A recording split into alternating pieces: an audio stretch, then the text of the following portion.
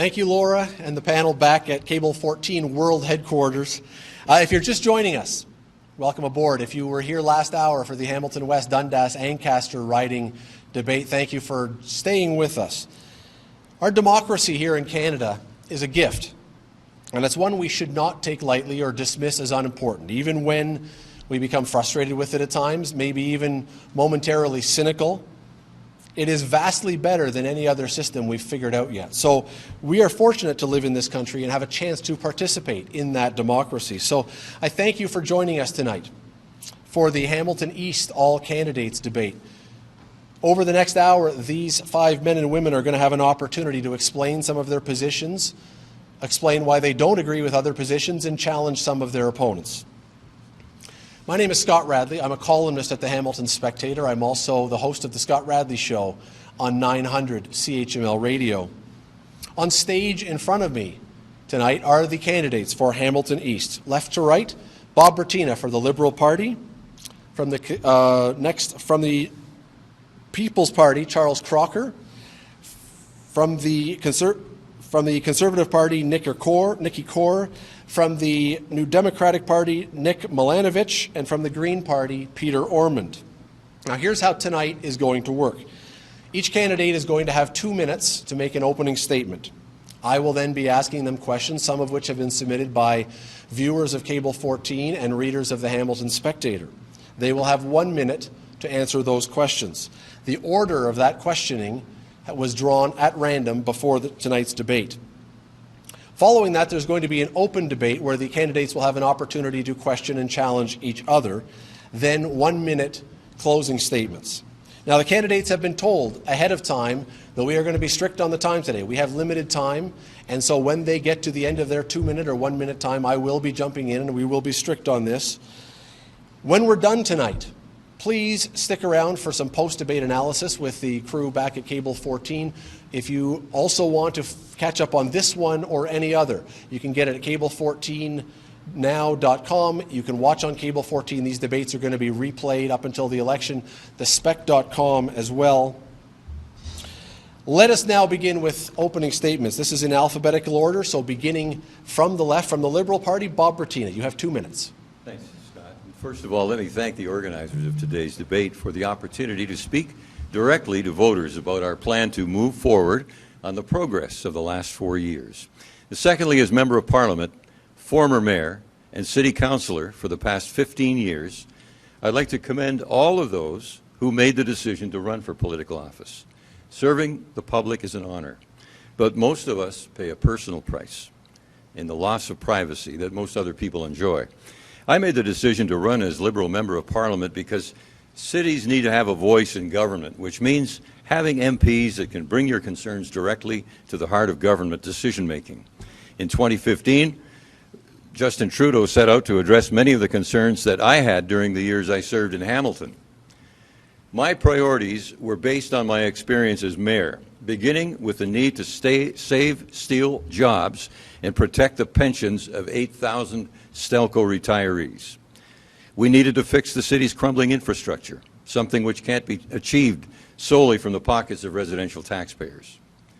As mayor, I knew firsthand about the many issues vulnerable people here in Hamilton are facing, be they families living under the low-income cutoff, seniors on a fixed income, members of the LGBTQ2+ community, single-parent families, and so on. Our Liberal government has made tremendous progress in protecting and investing in those who need it the most. We all have a shared concern over health care and the burgeoning problems involving the mental health of our residents, young and old.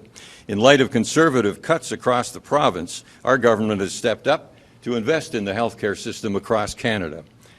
I'm looking forward to our discussion tonight on important progress that our Liberal government has made, like fighting climate change, investing billions in health care, lifting hundreds of thousands of people out of poverty, and ensuring that more seniors can retire with dignity. Thank you very much. Next, Charles Crocker from the People's Party of Canada. Good evening, Hamilton. And I just want to say this is, like Bob said, is an opportunity to serve this community with dignity. And I thank this process for allowing me to do so. And I thank everybody up here for joining me up here. That's great. As I came to this country 30 years ago, and Canada took me in, and I wanted to pay back to Canada with representing people of this community. And I think it's very important that we, as Canadians, stand up for Canadians first. And I believe that, like our veterans and our elderly people of this community, need a voice in Ottawa. So I just want to thank this process, this democracy, for allowing me to stand up here and represent the people of this community. And I look forward to that. Thank you. Thank you very much. From the Conservative Party, Nikki Kaur. Hi, I'm Nikki Kaur. I'm your Conservative candidate for Hamilton East Stoney Creek. I'm seeking to be your Member of Parliament as a practicing lawyer focusing on real estate family law right here in our community. I see firsthand the financial struggles residents face at home daily. Everyone knows this area of Hamilton East Stoney Creek has seen no progress in the last many years, rather has seen economic downfall. Today I stand before all of you with my agenda of bringing many industrial units here after being elected as your Member of Parliament. Here we have all resources but no development. We have strong, skilled workforce, one of the best in the world, waiting for jobs on the sidelines. With steel and aluminum we have. Why can't we make kitchen appliances, washers, dryers, kitchen, bath things, faucets and showers, and many more things for domestic, commercial, and industrial use? As a Member of Parliament for Hamilton East Stoney Creek, I will immediately start coordinating with all three levels of government and the leaders of the industries to bring large number of the above-mentioned industries, which will mean creation of a very large number of good-paying jobs. This would be the pathway to all-around progress. One resolute effort for this election by all the people of this area will not only make them economically very sound, but it would be good for their future generations also. Thank you. Thank you very much. Representing the New Democratic Party, Nick Milanovich. Good evening. My name is Nick Milanovich. Friends, when you go to vote, I hope you choose a candidate who will fight for working class families and knows how to make government work for everyday people. If that is what you're looking for, I'm your candidate. But I'm not a typical candidate. My parents were refugees who settled in the East End. They're working people who struggled to make ends meet. Like them, I worked hard. I went to McMaster University, eventually became a union lawyer fighting for working people, and then a law professor, and now a labor arbitrator. I spent my whole life helping working people overcome unfairness and injustice. I'm running for office now because I know firsthand what it's like to struggle to make ends meet. And I've learned how to use the law to fight back against powerful interests who would happily leave you and your family behind.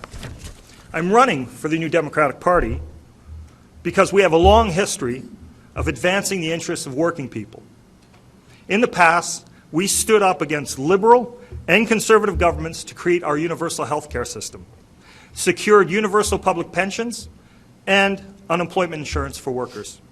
Today, we are still focused on making a better life for you. We want to make sure seniors and their pensions are secure and their benefits respected.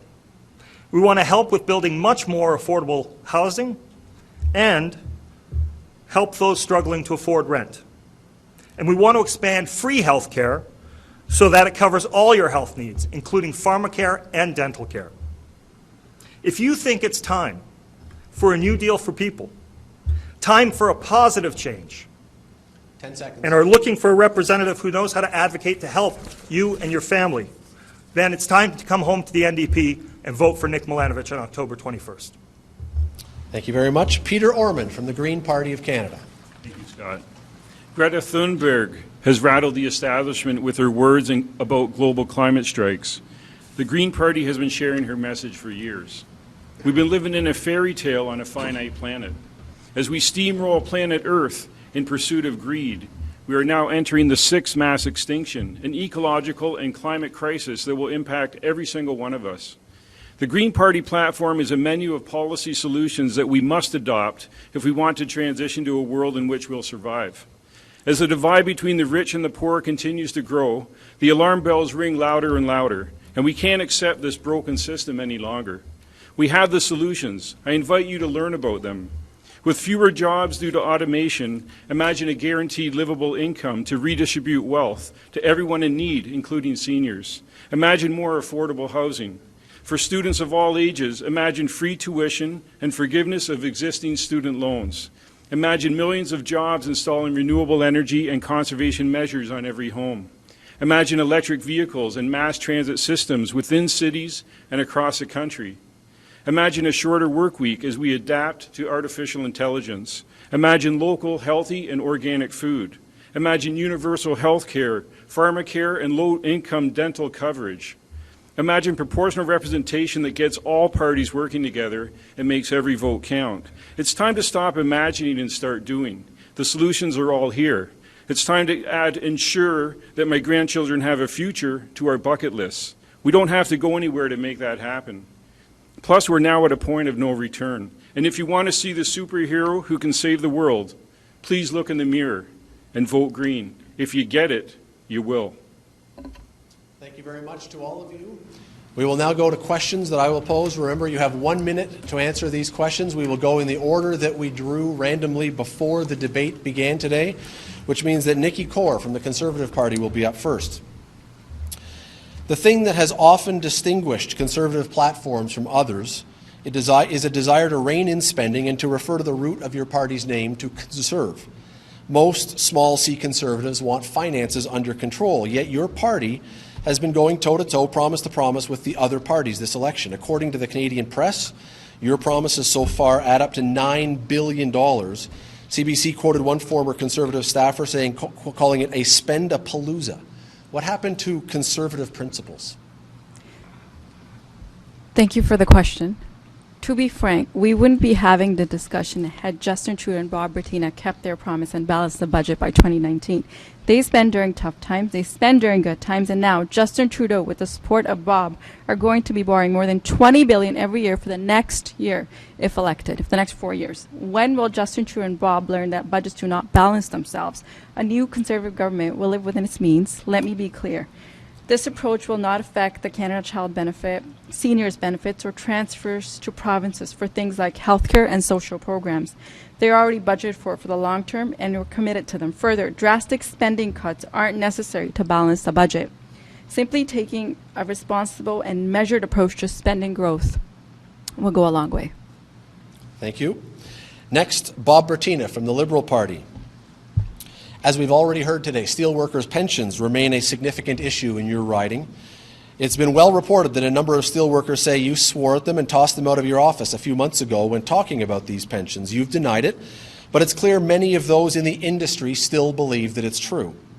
The United Steelworkers have a rally scheduled outside your constituency office this week and have said they're working to defeat you. So the feelings have not passed. How can you work effectively with the unions and the steelworkers to make things better if they don't trust you? The issues that occurred in my office were not about improving the lot of steelworkers and pensioners. There were 5 members of the NDP, including a nominated candidate who came. The CLC had asked me if I would accept a delegation on behalf of the CLC. I said, of course. They came. We sat down. I started to discuss a little bit about what was going on at the time, which was SNC-Lavalin, and the first guy said, that's enough. Now, what about the Steel Caucus? Why haven't you guys met? Well, the reason we didn't meet in the Steel Caucus was Trump put 25% tariffs on steel, and every one of us was working on that. And so the conversation went that way until one of the members said, you lied to us. I said, pardon me? He said, you lied to the steelworkers. And at that point, I said, and this is what I did say, not those alleged statements, this meeting is over.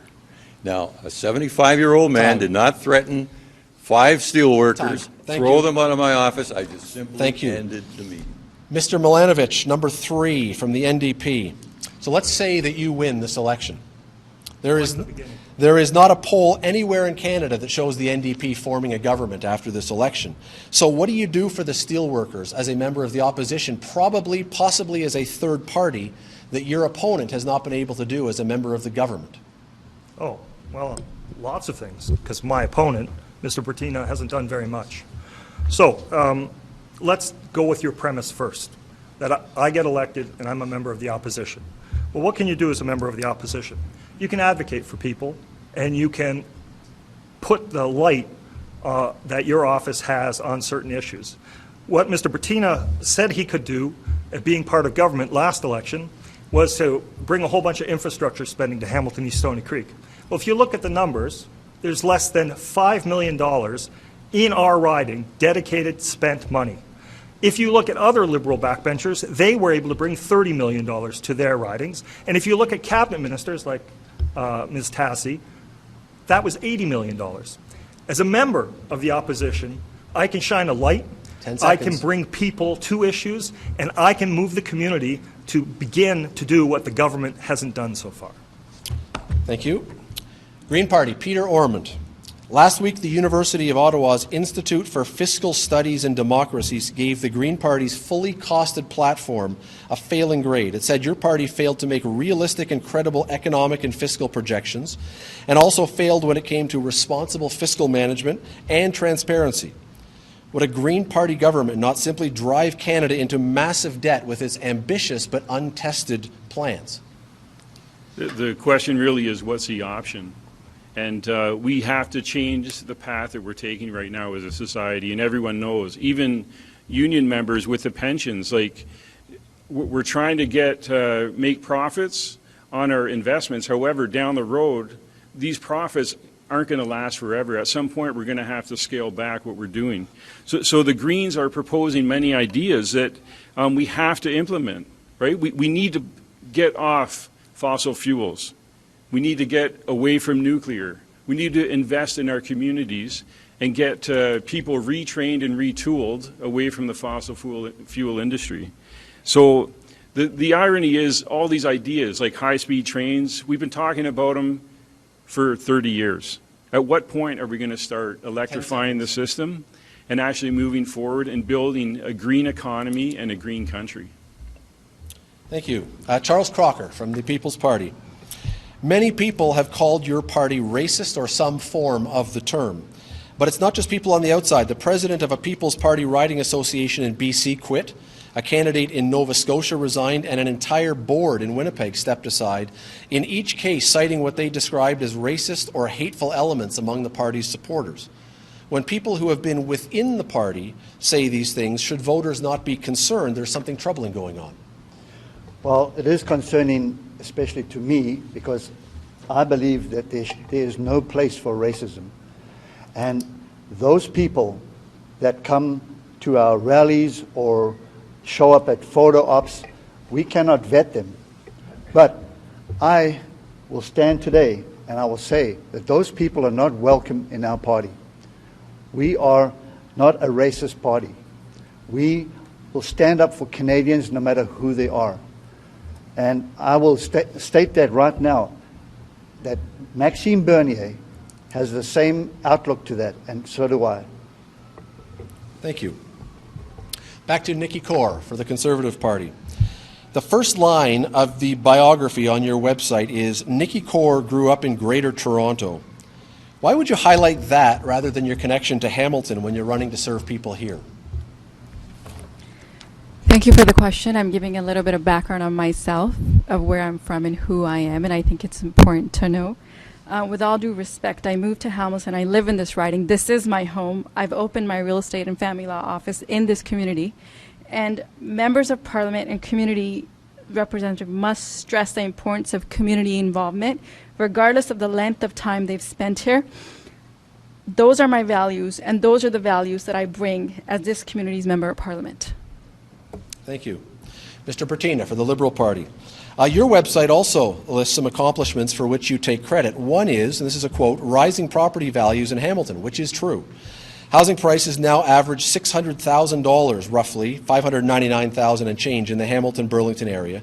Unfortunately, that prices them out of reach for many. Your party has outlined a plan to help people, yet in the past 4 years, prices in Hamilton and Burlington have risen roughly 23%, according to the Real Estate Association of Hamilton and Burlington, almost the same amount they rose in the 4 years before your government took office. In other words, while you've been in office, nothing has really changed. And rents in Hamilton are up 24% in the city in the past 5 years, according to city figures. Most of those coming while you've been in Ottawa. So why should we believe your new plan will fix this? Well, we have an affordable housing plan that has been well publicized, and you should be familiar with some of the details, but I can tell you that 500 McNabb is a project with Indwell, an outstanding social housing provider, which involves a contribution from the federal government. And more to come, the new Jamesville project across from the new GO station.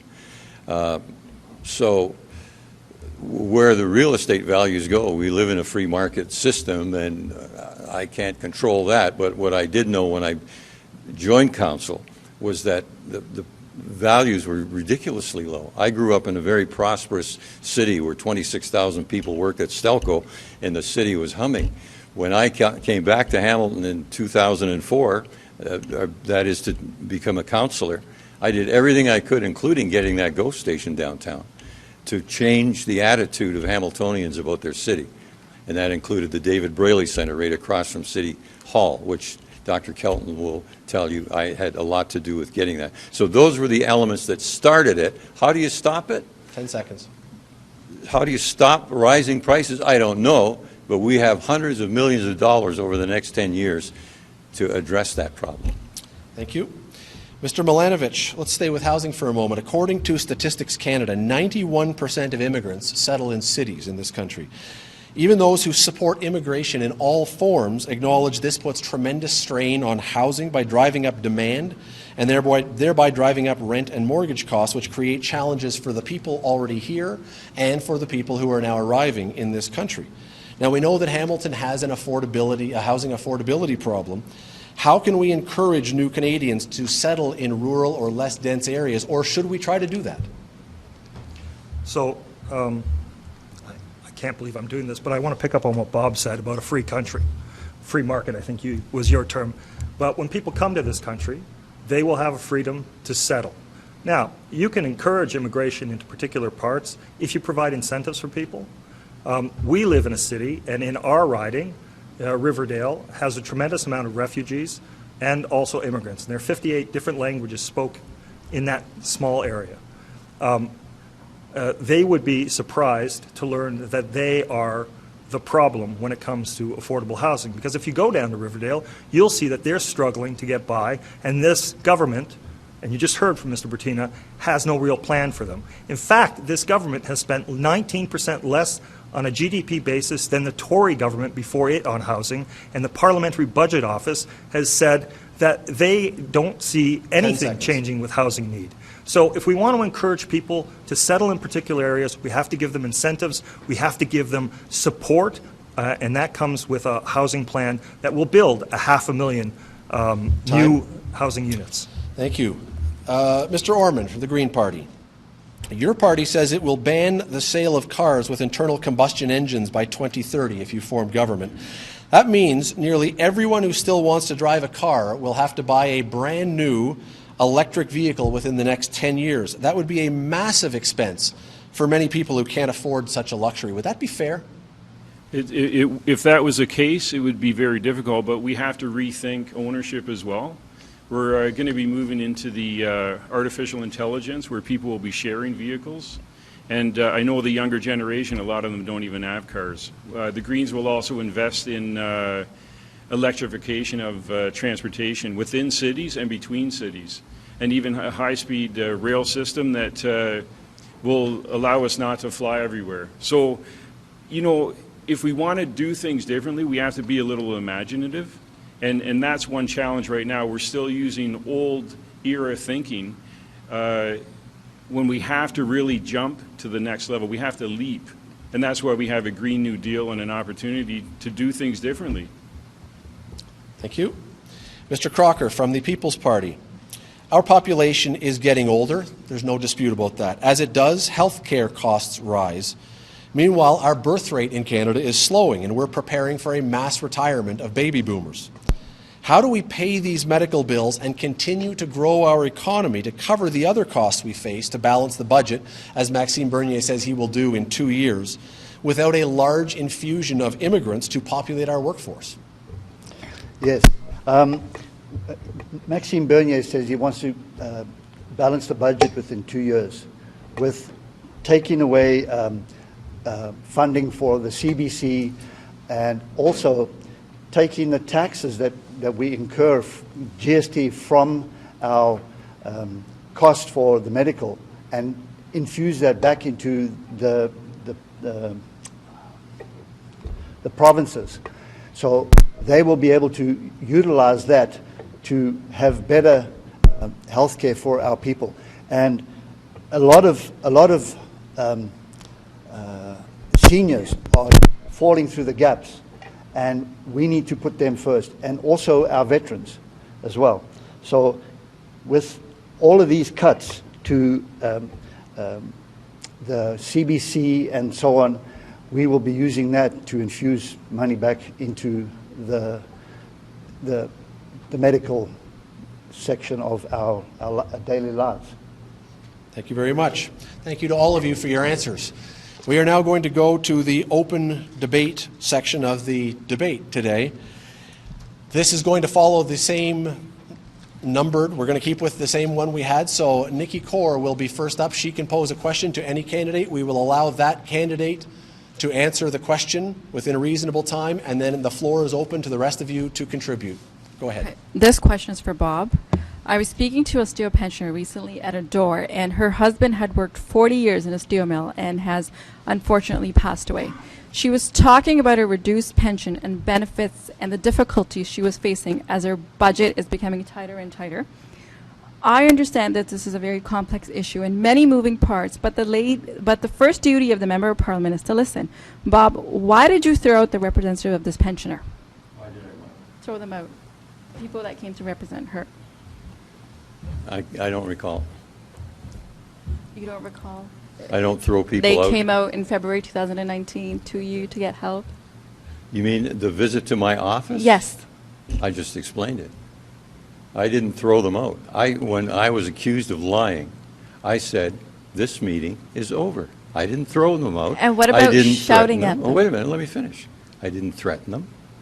I said, this meeting is over. And they started to walk out, and as they were leaving the door, they started yelling at me. So that's how that opportunity for them to meet with a member of Parliament unfolded. 5 members of the NDP, one of them a nominated candidate, making accusations to me. So I didn't throw them out. I can't. I'm a 75-year-old man. I threw 5 steel workers out of my office. Did you swear at them? So let me jump in here because, yeah, that's a key question. Bob, we all know, because it's public record, that council censured you when you were mayor for lying. No, that's not true. It is true. No, it's the not. Integrity Commissioner also said you violated the ethics code, which is the policy So of the city. did they lie to the media that you swore at them then? Yes. So they're lying, and you're accurate the whole time? statements alleged to me, which changed in the first iteration of the news article, something was said, it changed Bob, to the second. you're the Excuse only me one. a minute. You're the only one saying this. One of those people is sitting right here in front Yeah, of you. I know he is. And you ought to be square, be level with them, and be honest about what you did.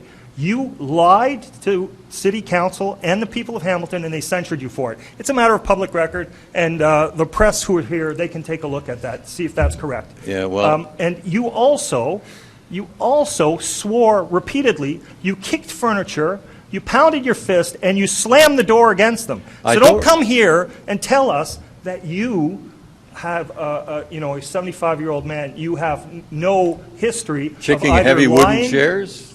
So Come on, you're man. telling me you Sad. didn't swear at them, you didn't do anything, but this big story's come I out, used everyone one swear knows word, of and it. it was the BS word. Oh, so you Okay. did swear. So your So you story did just swear. changed. No, So the you story swore. was an allegation that I used a very coarse phrase against steelworkers and pensioners, which I did not. It's the F and word, against the repeatedly. gentleman who's sitting here, and I did not. So maybe it And may change then, after, because you said finally, yes the first truth and now, came okay. out. But let me truth ask isn't you coming out something. here, Let me Bob. ask you something, The Nick. truth isn't Are coming out you here at all. making an allegation, or are you making a statement? I am repeating the allegations that were made against you, and I am making a statement with respect to the facts and the history that occurred in Hamilton when you were mayor. You And you should- denied both of those things. Bob, did you throw deny, a pen in a deny, council and deny. meeting? Hey, can I make a point here? Mr. Peter, Hey, please can I jump just in. make a Peter, point jump here? in. Everyone, Canada, the world. This is why we need proportional representation. Because the parties have to work together. We have some issues that are so big right now, and you can shake your head, but it is the biggest issue of our time. It's going to change politics immediately. And that's one thing that the Green Party is talking about over and over. We have serious policy issues that impact all of us, and we need to focus on them. So let's start thinking bigger. Mr. Pertina, it is your turn to ask a question of any of the candidates, if you wish. Okay, thank you. Nikki, if I may call you Nikki. Andrew Scheer said the following: I will put an end to handouts to wealthy executives, shareholders, and foreign companies. In fact, this has imperiled our Liberal government's $50 million investment in Stelco and $50 million in Dofasco, which are owned by foreign entities. So is Andrew Scheer going to jeopardize the capital expansion plans of Stelco and Dofasco, which will make more production and hire more people? Is that Andrew Scheer's intention? Bob, in August 2019,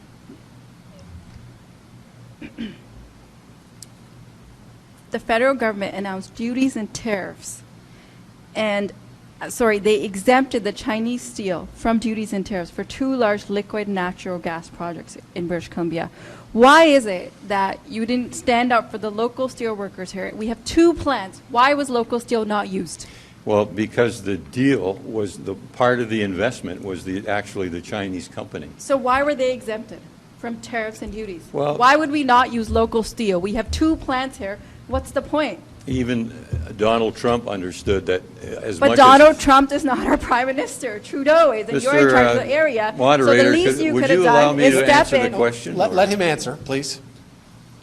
Mr. Trump actually admitted that he couldn't go 100% buy American for various reasons, including sources of supply. But I've answered your question. Can I make a point here? This is why we're handcuffed with these international free trade agreements, because really we're losing local control of our industries and the products that we want to manufacture and use. And one of the Greens' policies will be to remove the investor-state dispute settlement, the ISDS. That's a provision that gives foreign companies extraordinary powers to challenge the laws and policies of democratically elected governments, including labor, health, safety, and environmental standards. So that's why we're handcuffed by some of these foreign trade agreements. Mr. Milanovic, it's your turn to ask a question, if you wish. Sure. I want to come back to another issue when you were mayor. The Red Hill Valley Parkway. Yep. The Red Hill Valley Parkway, there was a friction report that went missing when you were mayor. And after that report went missing, up until today, there have been at least 200 accidents and, regrettably, 4 deaths. I wonder, do you feel any responsibility for the accidents or those deaths that occurred on the Red Hill Valley Parkway because that friction report went missing while you were mayor? Well, in fact, I never saw the report, and the report never came forward. We see lots of reports, but for some reason, staff or someone in the bureaucracy chose not to bring that report forward. So there's lots of reports every year. We don't see them all. So you were asleep at the switch because when Let him finish answering the question, and then we can jump back I think he repeated in. himself, but that's fine. The fact is that some reports are brought forward to the media by councillors and others and shown. One was the railway bridge on Centennial, which was said to be in a state of collapse. And I found out from the railway that it wasn't in a state of collapse. Nevertheless, council went ahead and spent $10 million to provide a new bridge at that site of taxpayers' money. On the question that you raised, that report never saw the light of day. And whose responsibility was it to make it see the light of The day? chief engineer, Yeah, and who do they report to? the city manager. And who does the city manager report to? He doesn't have to report to anybody if he doesn't want to. So he runs the city by himself? The mayor has nothing to do with it? Lots of things, strange things You know- happen you know, in Bob, cities. in your But if you answer- had a little experience in it, you would In your have answer, better I heard eyesight. you express a concern about spending too much money and wasting time, but I didn't hear a concern about the poor families who've lost family members on the Red Hill Valley Parkway. You don't seem to have any concern for their concerns, because if you had, you would have said a long time ago, instead of remaining silent on this matter, and now I presume that you're going to be subpoenaed to testify, this is the first we've heard anything about the Red Hill from you. It seems to me to be, to put it charitably, insensitive. I don't get it. No, you don't. No further comments. Mr. Ormond, your turn to ask a question. Okay, I'll ask Bob Bertina again. So Canada declares a climate emergency, and then the next day they approve the Trans Mountain Pipeline. That if we are serious about climate change, we have to stop the LNG project that the NDP are still applauding, and every other party, and we need to stop the Trans Mountain Pipeline that the Liberals are pushing through or trying to. So Bob, do you think that's true leadership on Trudeau's part? Yes, it is, because the mistaken thought around the expanding the pipeline is that's not increasing the total amount of oil available in Canada. That's exchanging oil that will be brought in from Saudi Arabia and other places. So that oil will flow, and we have a transition program where we're going to move to a greener economy, but we're not going to destroy the jobs of Western oil field workers or steel workers, for that matter. Well, there is a transition plan to bring those workers into a new energy era.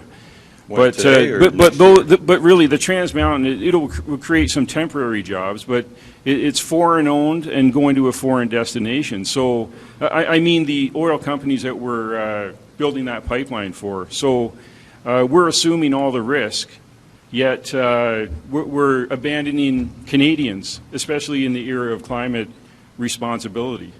Well, I have to tell you that we'll take that oil off of rail cars, and two things will happen. The oil will move safer, and there will be increased capacity on the railways, because those are long trains crossing our country, taking up track space, which could be used for other things, like, for instance, in Hamilton, East Stoney Creek, increased ghost service.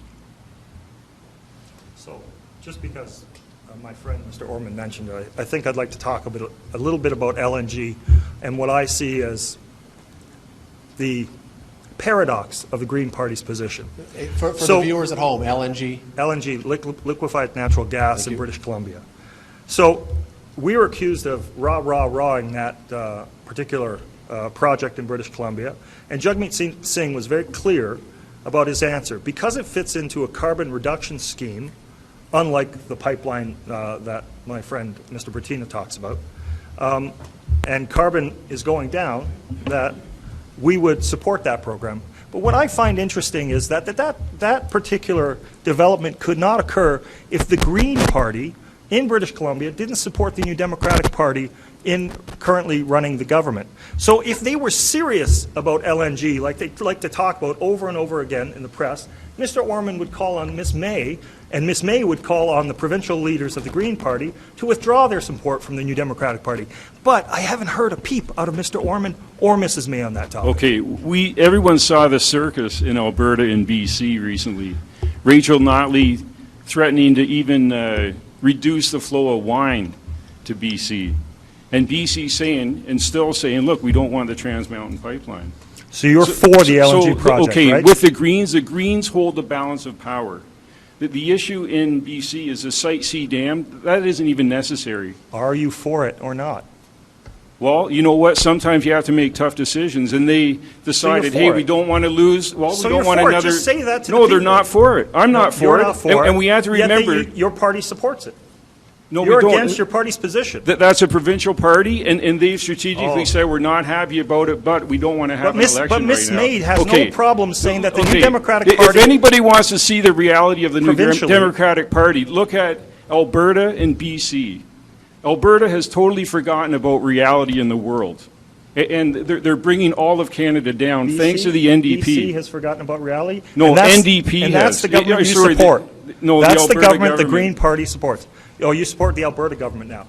The Anyway, Green Party has to okay. get clear Well, on if remember- it's serious. Hold on, Mr. Milanovic, and then The Mr. Green Party has to get clear on if it's serious about carbon reduction. It cannot have it both ways. It cannot say to the world, we are in a climate crisis, and then turn around and support a government that it criticizes for undertaking a project that has a carbon impact. Okay, Look, look, I'm not done. LNG, I'm not it's done. okay. LNG is based on fracking. The Green Party policy is to ban fracking, like So other then states call and on countries have Mrs. done. May to That withdraw her destroys support. This the has Green nothing to Party. do with Elizabeth May. It does, That's because the she's used it. That's the provincial leader. She doesn't control the provinces. No, but she calls okay. the NDP as one thing, not a provincial party and not a federal party. She says that the BC New Democrats speak for all New Democrats, and that seems to be fine with you. Jagmeet Singh has not said outright that he's against LNG. The Green Party policy is no LNG, no fracking. It's foreign-owned, going to a foreign destination. Let's start And then you investing in vote for green it. infrastructure today. And then you voted for it. And you continue to Period. support that government that does that. It's hypocrisy, and it's just like the Liberal Party that says one day there's a climate emergency and the next day they purchase a pipeline. It's shameful. Let's move to Mr. Crocker from the People's Party. You have a question if you wish. Yes, I'm sorry, Bob, I want to ask you a question. Sure. I'm happy to answer. Yes. With all due respect, with regards to our 2 citizens that are still sitting in China, Yeah. what are we doing to get them back? And all we see is these trade that we're doing with them, with the steel for these 2 plants in BC. Why are we not getting those men back here? What you're looking for is public comment in the media and so on about all the things that are going on. Nothing really happens effectively at an exposed level. There's all kinds of things. Publicly, we do know we now have an ambassador, okay? But things don't happen in the glare of publicity. It's the same thing with the way we worked on the steel tariffs. Everybody's stuck together. Members of the NDP, Leo Gerard in Washington. I went to Washington, met my colleagues there. You didn't see stuff written all over the paper about that. Ambassador McNaughton. So many people, when these things get resolved, they're resolved usually quietly behind closed doors and not in a glare of publicity. But why aren't they back here now? How long has it been for them to stay in that prison? Well, what would you do to bring them back? Well, I'm asking, what is the government doing? We're doing everything we can. What are you doing? We are negotiating constantly with our Chinese counterparts. We've assigned a new ambassador, and we're starting to get some traction in terms of better cooperation with the Chinese in terms of trade. So things are moving in a positive direction, but they feel they have a problem with regard to the young lady from Huawei who is under house arrest because of Canadian actions. So they think it's a quid pro quo. So like Nikki just alluded to, using leverage with trade to get our citizens back. There are many things that are being done quietly in diplomatic circles, and you only find these things out when somebody writes their memoir, like Dana Wilgress and all of some of the great Canadian diplomats. We find out the real things that happen behind the scenes much later. It doesn't usually happen in front of the public. And can I just mention again that investor-state dispute settlement process?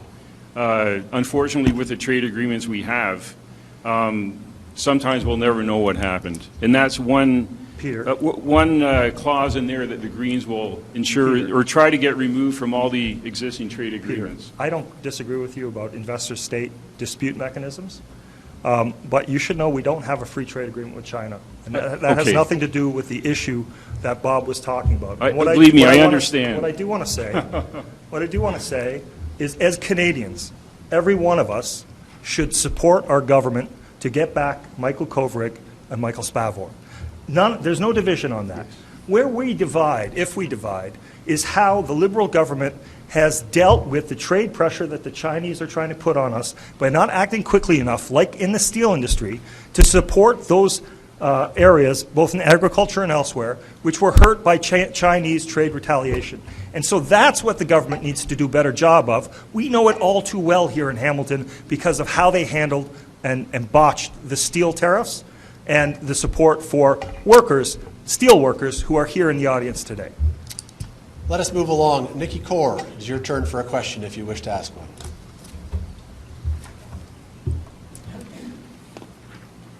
Thank you. My question is for Bob. Once again, it has to do with throwing people out.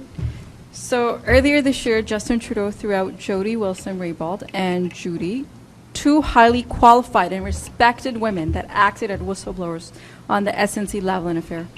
The Ethics Commissioner has found Justin Trudeau guilty of violating the Conflict of Interest Act in this matter. The RCMP are now investigating possible obstruction of justice, but it's being blocked by the Prime Minister. Why did you support Justin Trudeau kicking these two women out of the Liberal Party, and do you think they were treated fairly? Justin Trudeau did everything he could to maintain those two members as members of the Liberal Party. It became obvious to the members of the Liberal caucus that something was going on that shouldn't be.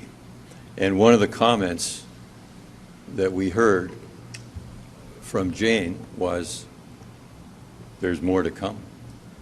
And one of our members said, "You want to stay on our team? And you're telling us, almost threatening us, that there's something else coming down," which happened to be the tapes. And at the caucus put the pressure, I believe, on the government to say they're not on our team anymore. So you were part of that caucus. Why didn't you stand up for them? For the reasons stated. We couldn't trust them. You couldn't trust your own You team know members why? because they were honest and they told the truth, so you couldn't trust them. Okay, Well- so why did Bob vote said. with his party? Because all parties are whipped. Basically, people get elected every 4 years, and then they sit in their seat and are told how to vote every time until the next, right? So let's be honest about that. And just so you know, the Green Party is the one party that isn't whipped right now. So we allow our MPs to vote in the interests of their constituents. And so that's how you'll probably bring up the abortion issue in the next Parliament. Is that right? So let's get back to the strong women who were dismissed by the feminists. We all remember that branding that went on last election. The concerning issue for me, and I think Nikki as well as a lawyer, is that the Prime Minister violated the Constitution and the rule of law by trying to interfere in a criminal prosecution of some of his continuing to do so. of some of his corporate friends. Now, you sat there along with all the other Liberals who decided to stay in caucus, and you voted for that. So you are undermining the very Constitution that his father, Mr. Pierre Elliott Trudeau, fought to defend. Does this government have no shame? Well, you're making accusations and allegations, but you're not stating clear facts. For instance, when the Prime Minister first told the Globe and Mail that what was printed wasn't true, he'd only had one meeting. He didn't probably realize all of the efforts that were going into changing the mind, or at least allowing Jody to take a look at other options. Changing the mind of a woman. Good. That's exactly what we want to hear. And trying to change the mind That's of the good. Attorney General and Minister of Justice for Canada, which is the violation that constitutional lawyers, like myself, abhor. And the reason for that is because when you start playing with the Constitution and the rule of law, what you do isn't to protect SNC-Lavalin's jobs. What you do is endanger them. Because if all the other companies in Canada have to now worry about what lobbyists they can send to Ottawa to get their way, to get out of a criminal charge, or to get what they want to lobby for, then all of a sudden you've made it harder for businesses to exist and thrive. And that is why I used the word shameful before. Because you use the workers and their pensions at SNC-Lavalin to defend your actions publicly when you wouldn't help the very steelworkers who are here in this audience in that way. You wouldn't do anything during the bankruptcy, and in fact you said it was a good thing that the workers only lost, 70% of their pension and health benefits as a result. Those workers are here to tell you today by their presence, because they're being very polite and respectful to you, despite what you've said about them. They're here to send a message to you that that's unacceptable, and your government, and Mr. Trudeau in particular, ought to be ashamed. So you're confusing a lot of issues, and I appreciate the fact that you're a constitutional lawyer. But tell me what the 8,000 plus SNC-Lavalin workers did that their work should be jeopardized by the actions of managers in a part of the world where bribing is commonplace. Well, first of all, the OECD, okay, the Organization for Economic Cooperation and Development, set international rules that Canada agreed to not involve itself in bribing for the very reason that it is not a proper way to manage the market, despite you guys claiming free trade and the market always being the solution. Yeah, and we agree with that. So whether you did that, you had an obligation in law to make sure that you do not upend the law and run around it by encouraging bribing. Those workers are not going to suffer Encouraging bribing? Yes, that's what you do when you don't enforce the law. You encourage bribing. We don't. So what you did and what your government did was to undermine that process of making sure fraud didn't occur internationally, and then the leadership at SNC-Lavalin endangered their jobs, and the Prime Minister not only endangered their jobs by continuing to interfere in a criminal prosecution, he endangered a whole bunch of other Canadians' my friend's jobs. taking an awful lot of time on his points. We have 45 seconds left. I'll give it to you to try and answer what they've been saying. Can I just say one thing? No. No, Peter, we're going to Mr. Bertina here. The fact is, what are we supposed to do? Sit in boardrooms in Ethiopia and Libya and find out what's going on? This is what happens. We can't have government representatives in a situation such as my friend has outlined. It's ridiculous. Things happen. But the workers at SNC-Lavalin shouldn't have to pay a price. And that doesn't mean exonerating or giving a free pass to the managers who did the bribery. And we're trying to protect those jobs. And I'll stand by that, and so will the Prime Minister. So when you say Minister. things happen, so all of this that's going on is just things happening? What? You said things happen. Yeah. Like the women were kicked out of caucus. It's like, I assume you're supportive of whistleblower protections. Why did those protections not apply to these two women? Bob, you get to make the final comment, and then we're going to have to end this discussion, so go ahead. The women, in their behavior, indicated to the broad Liberal group that they were not willing to participate with the team. And so they left the team. Not true. We have to finish there. Thank you for all of your comments. Thank you for all of your energy and enthusiasm. Appreciate that. It was a great debate. We are now going to have our closing statements. It's in reverse order, alphabetically, of where we started. So that means, Mr. Ormond, you have 1 minute. You're up first. Have you ever hit the brakes when a squirrel crosses the road? Of course you have. So have I. We all have. Now it's time to hit the brakes for something much bigger, your future. Politically, the Green Party is pushing proportional representation. Economically, the Green Party is pushing the guaranteed livable income. This will allow all Canadians, including newcomers and seniors, to move forward with our chins up. Ecologically, the Green Party climate change emission targets are those recommended by scientists. Morally, we need our government and each of us to be honest about the true state of our world. It's time to reconcile and heed Indigenous wisdom, for only when the last river is polluted, the last fish is eaten, and the last tree felled will man realize that he can't eat money. I'm Peter Ormond, your Green Party candidate in Hamilton East Stoney Creek. Be the change and vote Green on October 21st. It does mean the world to me and to you, literally. Next up, from the New Democratic Party, Nick Milanovich. So tonight you've heard from all the parties about their vision for the future, and you've heard some spirited debate about the wisdom of each of these plans. My question to you is simple. Are you better off today than you were 4 years ago? And I think the answer for most of the residents of Hamilton East Stoney Creek is no. And that's because of the failure of the Liberal Party. Now, Mr. Bertina denies all criticism of himself and of Mr. Trudeau. The Liberals are even trying to scare some of you into voting for them. by saying that the Conservatives could win. But in our riding, it has always been the NDP and now and then the Liberal Party that has won, and the Conservative Party has never won in our riding. Vote for what you support, and don't be scared into a choice. The 10 NDP seconds. would provide free prescription drugs for your family, protect your pension from bankruptcy, offer a national senior strategy, and 500,000 new affordable housing Time. units. Thank you. Nikki Kaur for the Conservative Party of Canada. I'd like to first thank you for taking the time to watch this debate this evening. Tonight, we've had the opportunity to discuss the issues facing our community. It's clear that over the past 4 years, Bob Bertina has chosen Justin Trudeau over the people of Hamilton, East Stoney Creek. If Bob Bertina will throw out our proud steelworkers out of his office, my question is, who's next? We need a member of parliament sitting in government that will bring your issues to Ottawa instead of Ottawa excuses back home.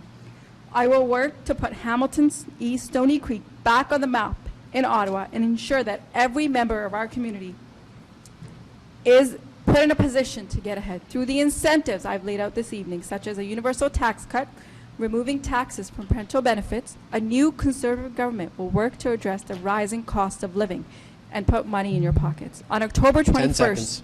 vote for a plan that will finally get you ahead. Vote for Nikki Kaur. Thank you. Thank you very much. From the People's Party of Canada, Charles Crocker. Thank you once again, the people of Hamilton, East Stoney Creek. As we will be elected, being optimistic, that we will respect all of Canadians, no matter who you are. And I will respect you, and I will serve this community, and I will go to Ottawa, and I will serve each and every one, no matter who they are. And I also say that personal responsibility. We are trying to limit government in people's lives. We want to limit how government runs our lives. We want to have a better taxation for our constituents. But in all things, I want to have respect for Canadians. Thank you. Thank you very much. And from the Liberal Party, Bob Bertina. I'm proud of my record in serving Hamilton as a councillor, as a mayor, and so on. I'm also very proud, lifelong, to have supported steelworkers and the Steelworkers Union. In Sid Ryan's book, A Grander Vision, he says this: on January 29th, a bitterly cold and snowy day, 58 busloads of union members from across Ontario rolled into Hamilton to stand in solidarity with 900 locked-out steelworkers and 9,000 pensioners. We marched through the streets of Hamilton with Jack Layton, Andrea Horvath, Ruth Gerstenberger, Ken Newman, Leo Gerard, and Wayne Fraser. Later, we were joined by Bob Bertina, the mayor of Hamilton, who gave a brilliant speech calling out U.S. steel executives for their treatment of their employees. I walked their picket lines. I stood on the bridge when they were trying to ship coke out 10 to a seconds. steel mill in Alabama. And with me on those picket lines quite often was my wife, who was a union steward with the Board of Education. My union Time. support credentials are there. Thank you very much to all of the candidates for their comments today, for their debating today, for their thoughts and their positions today. Now,